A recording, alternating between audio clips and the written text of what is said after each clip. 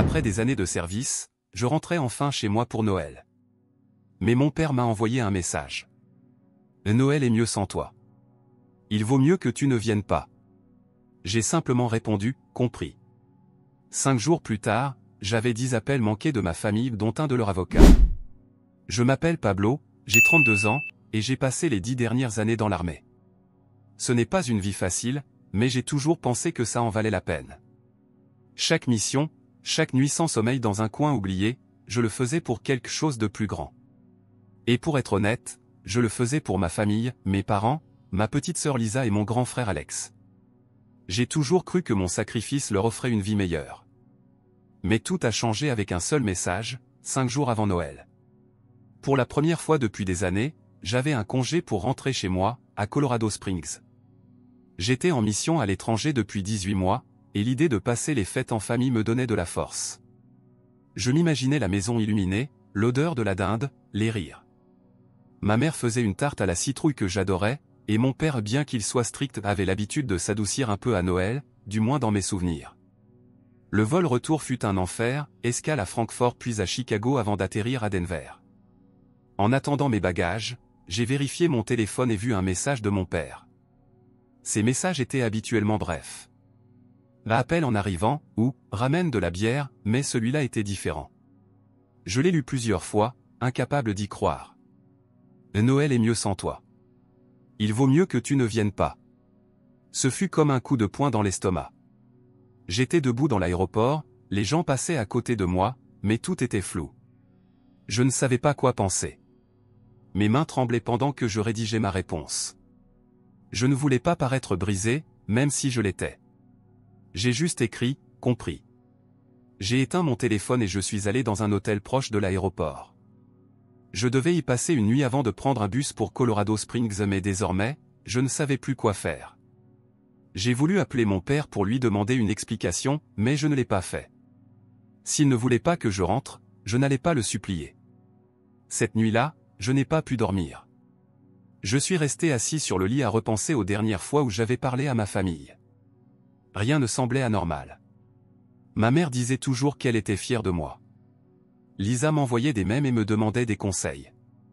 Alex était distant, mais je n'ai jamais pensé que c'était personnel. Et mon père avait toujours été dur, mais je n'aurais jamais imaginé ça. Le lendemain matin, j'ai pris une décision. S'il ne voulait pas de moi à la maison, alors je n'y retournerai pas. Mais je ne continuerai pas non plus à faire semblant que tout allait bien. Pendant des années, j'ai envoyé de l'argent pour aider à payer l'hypothèque de la maison, depuis que mon père avait perdu son emploi il y a 5 ans. Je finissais par tout couvrir. Ce n'était pas une petite somme, mais je le faisais parce que je pensais que c'était mon devoir. S'il pensait que Noël était mieux sans moi, alors qu'il se débrouille seul. Café à la main, j'ai ouvert mon ordinateur portable et annulé les virements automatiques pour le paiement de l'hypothèque. Je n'ai ressenti ni joie ni vengeance, juste un étrange poids dans la poitrine. J'ai refermé l'ordinateur et décidé de ne pas aller à Colorado Springs. J'ai loué un chalet près de Denver pour passer les fêtes seul. Je pensais que la neige et le silence m'aideraient à réfléchir. Les premiers jours furent étranges. Je n'avais pas l'habitude de ne pas avoir d'ordre à suivre, ni de mission à accomplir. J'ai marché sur des sentiers, lu un livre acheté à l'aéroport, et tenté de ne pas penser à mon père. Mais 2 jours avant Noël, mon téléphone a commencé à vibrer sans cesse. J'avais 10 appels manqués, 5 de ma mère, 3 de Lisa, 1 d'Alex et un numéro inconnu. Le message vocal venait d'un homme qui s'est présenté comme Robert Ken, l'avocat de ma famille. Monsieur Pablo, je suis Robert Ken, l'avocat de vos parents. J'ai besoin de vous parler d'un problème concernant la propriété à Colorado Springs. Merci de me rappeler. J'ai écouté le message 2 fois. Le mot propriété m'a laissé une mauvaise impression. La seule propriété, c'était la maison, celle que je payais. J'ai appelé l'avocat. Merci d'avoir rappelé, dit-il calmement. Il y a un problème avec l'hypothèque de la maison de vos parents. Les paiements ont été interrompus, et si rien n'est fait dans les 30 jours, la banque entamera une procédure de saisie. Je suis resté silencieux un instant. Je savais pourquoi les paiements avaient été arrêtés, c'est moi qui les avais annulés. Je ne m'attendais simplement pas à une réaction aussi rapide de la banque. Je suis resté calme. Je comprends, ai-je répondu, mais je ne vois pas en quoi cela me concerne. J'ai payé cette hypothèque pendant des années, sans que personne ne me demande rien. S'ils ont des problèmes, qu'ils les règlent eux-mêmes. Il y a eu une pause. Ken a parlé avec prudence. Je comprends que ce soit difficile, mais vos parents n'ont pas les moyens de payer. S'il ne se passe rien, ils vont perdre leur maison. Je suis désolé, ai-je répondu froidement, et je l'étais vraiment. Mon père m'a dit qu'il ne voulait pas que je rentre à la maison. Si Noël est mieux sans moi, alors l'hypothèque aussi. J'ai raccroché. Mon cœur battait à tout rompre. Et pour la première fois depuis des jours, j'étais en colère pas contre l'avocat, mais contre mon père, contre ma famille. Pendant des années, j'ai tout donné pour eux, et maintenant, à cause d'un simple message, tout s'effondrait. Ce soir-là, alors que j'observais la neige tomber devant le chalet, j'ai reçu un message de Lisa. Pablo, appelle maman s'il te plaît. Elle est dévastée.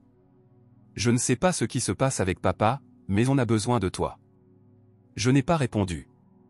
J'ai éteint mon téléphone et me suis servi un whisky. Je savais que tout cela n'était pas fini. Annuler les paiements aurait des conséquences, mais, pour la première fois, j'avais l'impression de reprendre le contrôle. Et même si je ne voulais pas l'admettre, je voulais voir jusqu'où cela irait. Le lendemain fut calme ou trop calme. Je me suis levé tôt, j'ai fait du café, je suis allé marcher dans la neige. Le chalet était petit mais confortable, avec une cheminée qui gardait le froid à distance. J'ai essayé de ne pas penser à ma famille, mais c'était impossible. Le message de Lisa résonnait dans ma tête. On a besoin de toi. Une partie de moi voulait y croire. Mais une autre partie, toujours blessée par le message de mon père, n'y parvenait pas. Je suis rentré au chalet vers midi et j'ai rallumé mon téléphone. Il y avait encore des appels manqués, 3 de ma mère, 2 de Lisa et un autre de l'avocat, Robert. Il y avait aussi un message de mon père. Court, comme toujours mais avec un ton différent cette fois. Pablo, il faut qu'on parle. Appelle-moi. Je ne l'ai pas appelé. À la place, j'ai décidé de contacter un avocat. Je voulais comprendre ce qui se passait vraiment avec l'hypothèque et pourquoi la banque agissait aussi vite. J'ai rappelé Robert et il a décroché à la 2e sonnerie. Monsieur Pablo, merci d'avoir appelé, dit-il avec cette voix professionnelle qui commençait sérieusement à m'agacer. Nous avons un sérieux problème avec l'hypothèque. Je ne sais pas si vous le savez, mais votre nom figure dans les documents en tant que co-emprunteur. Si les paiements ne reprennent pas, la banque peut saisir vos biens ou s'en prendre à votre salaire. Je suis resté figé. Co-emprunteur ? Je n'ai jamais signé quoi que ce soit. Je payais l'hypothèque parce que je voulais aider, pas parce que j'y étais obligé. Un silence pesant s'est installé. C'est un problème, dit Ken. Selon les archives de la banque, votre signature est bien sur le contrat. Si vous ne l'avez pas signé, quelqu'un l'a fait à votre place. Nous devons enquêter sérieusement, car la banque ne va pas attendre. Si les paiements ne reprennent pas, ils engageront une procédure judiciaire contre vous. J'ai failli laisser tomber le téléphone. Quelqu'un avait falsifié ma signature et il ne fallait pas être un génie pour deviner qui. Mes parents étaient les seuls à avoir accès à mes informations personnelles quand j'ai commencé à envoyer de l'argent. J'ai ressenti un mélange de colère et de trahison. Pendant des années, j'ai cru aider volontairement. Mais maintenant, j'avais l'impression qu'on m'avait enchaîné à cette dette sans mon accord. Je veux voir ces documents, ai-je dit, tentant de rester calme. Et je ne paierai rien tant que tout cela ne sera pas éclairci. Je comprends, répondit Ken. Je peux vous envoyer des copies des documents. Mais je vous préviens, la banque ne suspendra pas la procédure de saisie pendant l'enquête. Et vos parents, eh bien, ils sont désespérés. Ils m'ont demandé d'insister pour que vous repreniez les paiements. Et qu'ils s'en occupent, ai-je dit, puis j'ai raccroché. Je me suis assis sur le canapé, l'esprit en ébullition. Je n'arrivais pas à croire que mes propres parents avaient falsifié ma signature, mais plus j'y pensais, plus tout semblait logique. Mon père avait toujours été autoritaire, et ma mère, bien que douce, ne s'était jamais opposée à lui. Je me souvenais vaguement d'une époque, des années auparavant, où il m'avait demandé de signer quelques papiers juste par précaution. J'avais dit que je le ferais plus tard, mais je ne l'ai jamais fait, ou du moins, c'est ce que je croyais. Cet après-midi-là, j'ai reçu un appel de ma mère. Je ne voulais pas répondre, mais quelque chose m'a poussé à faire glisser le doigt sur l'écran. Sa voix tremblait, presque brisée. « Pablo, ne fais pas ça, dit-elle. Je ne sais pas ce qu'il s'est passé avec le message de ton père, mais c'était une erreur. On veut que tu rentres à la maison. La maison, c'est tout ce qu'on a. Si tu ne paies pas, on va la perdre. S'il te plaît, mon fils, fais-le pour moi. Un nœud s'est formé dans ma poitrine. Une partie de moi voulait céder, promettre que tout irait bien. Mais une autre partie, celle qui venait de découvrir la falsification, ne pouvait pas laisser passer ça. Maman, ai-je dit, tu savais que ma signature est sur l'hypothèque? Je n'ai jamais signé ça. Quelqu'un l'a fait à ma place. Silence. Puis un sanglot. Je ne sais pas de quoi tu parles, Pablo. Je sais juste qu'on a besoin de ton aide. Tu as toujours pris soin de nous. Ne nous abandonne pas maintenant. J'ai raccroché sans ajouter un mot. Ces paroles étaient comme un hameçon, essayant de me ramener dans cette vieille routine, moi, me sacrifiant, et eux, dépendant de moi. Mais cette fois, c'était différent. Il ne s'agissait pas seulement du message de mon père, mais d'une trahison, le mensonge qui m'avait lié à une dette que je n'avais jamais acceptée. Ce soir-là, j'ai pris 2 décisions. Premièrement, j'ai réactivé les paiements de l'hypothèque, mais seulement temporairement. Je ne pouvais pas risquer que la banque saisisse mes économies ou mon salaire pendant que j'enquêtais. Deuxièmement, je rassemblerai des preuves de la falsification. Si mes parents avaient réellement falsifié ma signature, je ne laisserais pas passer ça. Ce n'était pas qu'une question d'argent, c'était une question de principe. Ils m'avaient utilisé, et je ne pouvais pas leur pardonner. La veille de Noël, j'ai contacté un ami de l'armée, Mike, qui travaillait désormais comme détective privé. Je lui ai tout expliqué, le message, l'hypothèque, la signature. Mike a hésité. Ça a l'air sérieux, Pablo. Donne-moi quelques jours, je vais obtenir les documents. S'ils sont falsifiés, on le saura. J'ai aussi appelé la banque et réactivé les virements automatiques. C'était comme avaler du verre, mais je n'avais pas le choix. Entre-temps, j'ai demandé les copies de tous les documents hypothécaires que Ken avait envoyés par email cet après-midi-là. En ouvrant les fichiers, j'ai vu ma signature ou quelque chose qui y ressemblait assez pour tromper une banque. Ce n'était pas exactement ma signature actuelle, mais elle était suffisamment proche pour me donner un indice. La personne qui avait fait cela connaissait ma signature d'il y a plusieurs années. Le jour de Noël a été le plus étrange de ma vie. Au lieu d'être chez moi avec ma famille, j'étais seul dans un chalet, en train d'analyser des documents et de parler à Mike au téléphone. Ma famille n'arrêtait pas d'appeler. Lisa m'envoyait des messages en me suppliant de rentrer. Alex, qui parlait rarement, m'a laissé un message vocal disant qu'il était déçu de moi. Et mon père. Il a eu l'audace d'appeler et de laisser un message disant « Tu es égoïste, Pablo, tu l'as toujours été. Fais ce qu'il faut, juste cette fois. » Ça m'a brisé, pas à cause de l'insulte, mais à cause de la manipulation. C'était clair qu'il ne se souciait pas de mes sentiments. Il voulait juste que je continue à payer pour qu'il puisse garder la maison. Mais chaque appel, chaque message, ne faisait que renforcer ma détermination. Je découvrirais la vérité et s'il fallait les traduire en justice, je le ferais. 2 jours plus tard, Mike m'a appelé. J'ai trouvé quelque chose. J'ai obtenu les documents du bureau d'enregistrement où le contrat d'hypothèque a été signé. Il y a un témoin qui affirme avoir vu ton père signer à ta place. Il y a aussi une vidéo de surveillance, mais elle est de mauvaise qualité. On va avoir besoin d'un expert pour analyser la signature et confirmer que ce n'est pas la tienne. Engage l'expert, ai-je dit. Peu importe le coût. Mike m'a averti. Ça peut très mal finir. Pablo, si tu poursuis tes parents, il n'y aura pas de retour en arrière. Ta famille va se briser. Elle l'est déjà, ai-je répondu.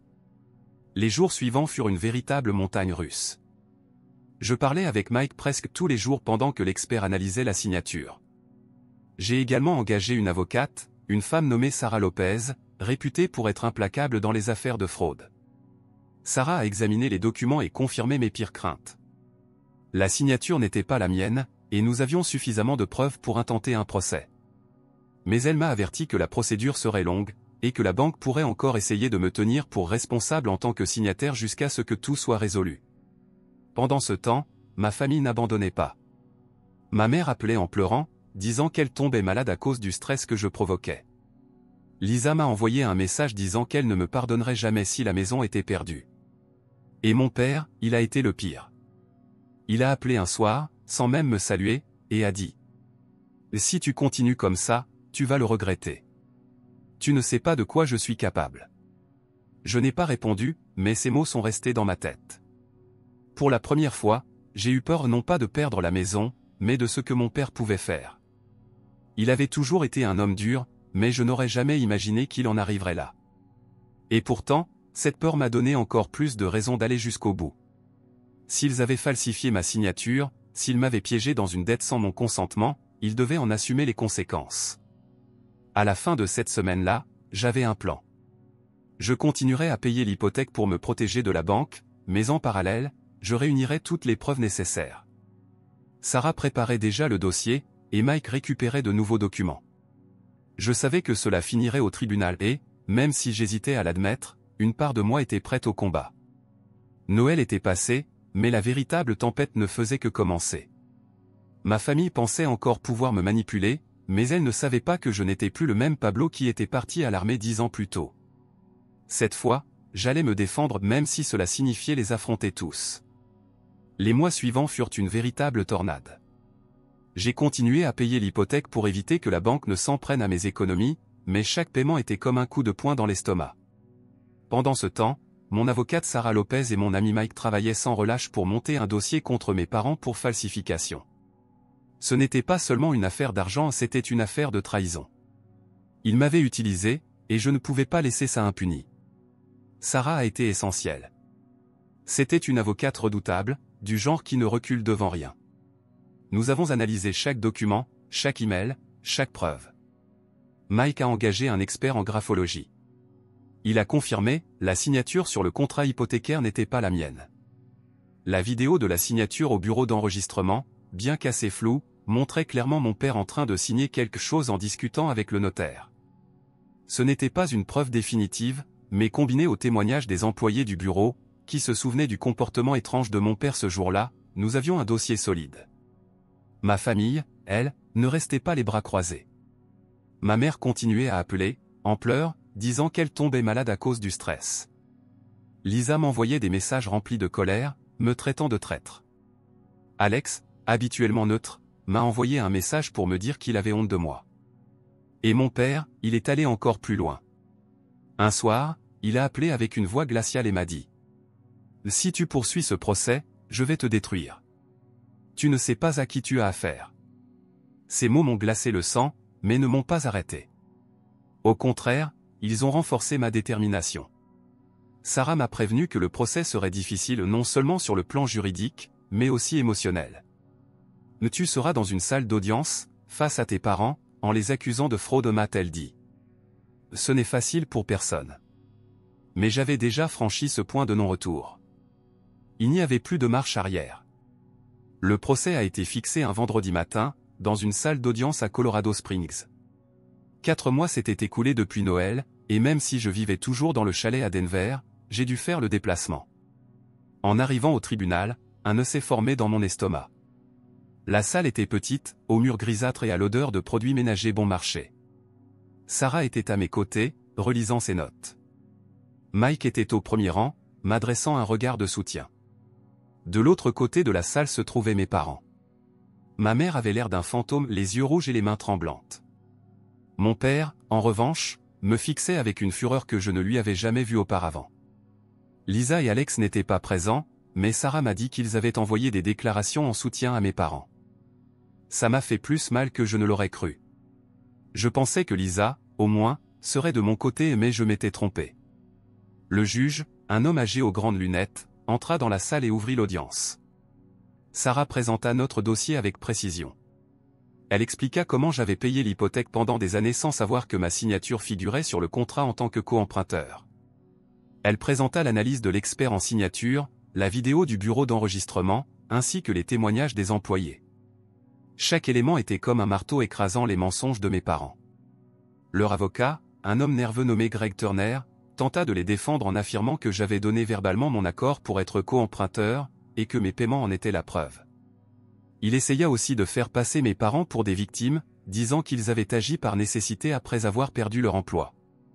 Mais Sarah démolit ces arguments un à un, soulignant que la falsification est un crime, quelles que soient les circonstances.